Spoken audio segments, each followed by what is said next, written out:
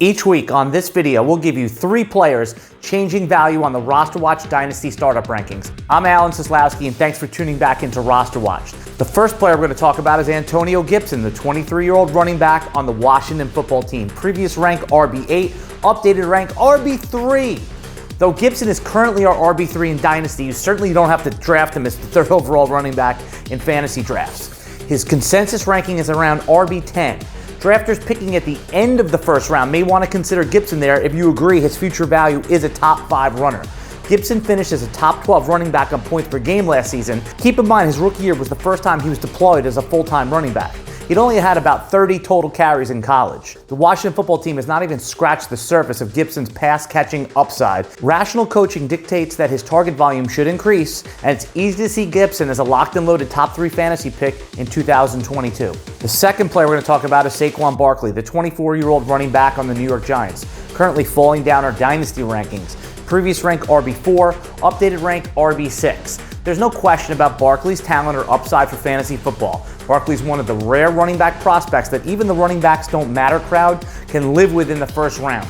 During Barkley's rookie season, he finished as the RB3 overall, and in 19 finished as the RB12 despite missing a month of the season. Saquon Barkley suffered a season-ending injury last year, and he's still, at only 24 years old, has plenty of time. Barkley is starting to fall out of the first round in Superflex leagues, and when quibbling at the top of the rankings, it's important to project the player's value, not just today, not just next year, but 18 months from now. If Barkley were to get injured again, where would his value be? Compare that to, say, like where Jonathan Taylor's value would be. Barkley would likely be a 3rd or even a 4th round pick. He's not as insulated as he once was. When you're deciding on who you want your first pick to be, it is very important to project future value about 18 months from now, halfway through the following season. The third player we're going to talk about is Joe Burrow, the 24-year-old quarterback on the Cincinnati Bengals, currently falling down our Dynasty rankings. Previous rank QB9, updated rank QB12. RosterWatch is still bullish on Burrow.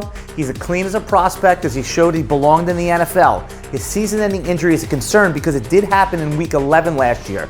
Burrow tore his ACL and MCL and had other structural damage. Many agree that the lack of offensive line protection was a contributing factor to Burrow's injury.